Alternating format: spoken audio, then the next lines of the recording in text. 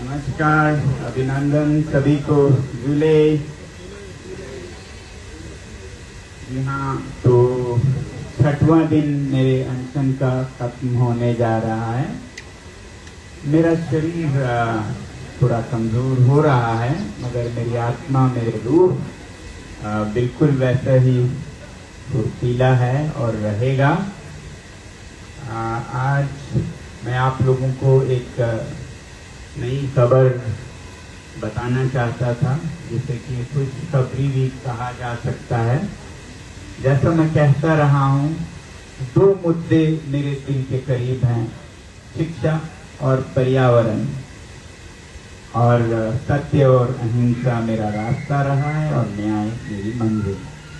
तो जहाँ शिक्षा के लिए हम अभी यहाँ बैठे हैं, सुधार के लिए, वहीं पर्यावरण और संस्कृति में हम जो लद्दाख का मसला था, पिछले 6 सालों से संघर्ष करते आए हैं।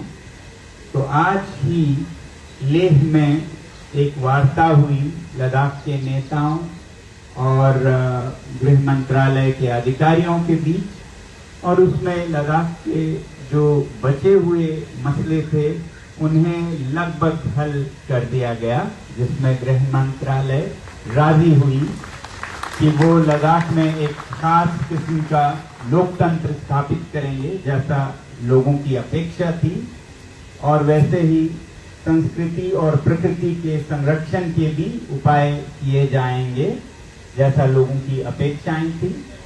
तो ये अच्छी बात है कि लोगों ने आपको आवाज दी, कभी अनशन करके, कभी पदयात्रा करके, कभी जेल जाकर, और फिर आपने भी वो आवाज भले ही देर से मगर सुनी। अब मैं चाहूंगा सरकार से विनम्र विनती करने की कि शिक्षा में जो ये मसला है, जो ये जवाबदेही है, वो भी आप पूरी करें। इससे आप छोटे नहीं होंगे। गलतियां होती हैं, गलतियां करने से आप इंसान बनते हैं। कहते हैं इंसान गलतियों का पुतला है, मगर जब आप गलतियों को कबूल करते हैं, मानते हैं, तो आप महान बनते हैं।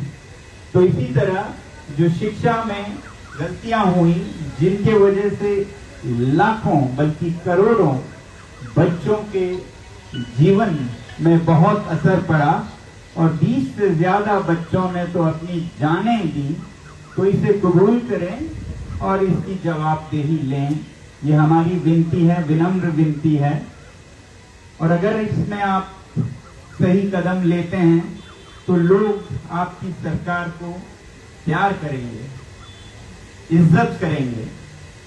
हम यहाँ पर किसी सरकार के तख्ता पलट करने नहीं आए हैं, बल्कि हम इसी सरकार में सुशासन लाने आए हैं, गुड गवर्नेंस लाने आए हैं, जिसमें कि एक लोकतांत्रिक सरकार लोगों की सुनती है, लोगों के प्रति सहानुभूति रखती है और संवेदनशीलता रखती है। तो ये शांतिपूर्ण अभिव्यक्ति है जिसे सुना जाए, और जब इसे नहीं सुना जाते तो ऐसे तत्व जो कि शांति में विश्वास नहीं करते, उनकी बात हावी होती है कि ये सब कुछ नहीं है, अशांतिपूर्ण तरीकों से ही मनवाए जा सकते हैं, जैसे कि पड़ोसी देशों में हुआ भी। तो हम चाहते हैं कि भारत दुनिया की सबसे बड़ी लोकतंत्र के तौर पर शांतिपूर्ण तरीकों को पुरस्कृत करे, न कि अशांतिपूर्ण तरीकों का इंतजार करें।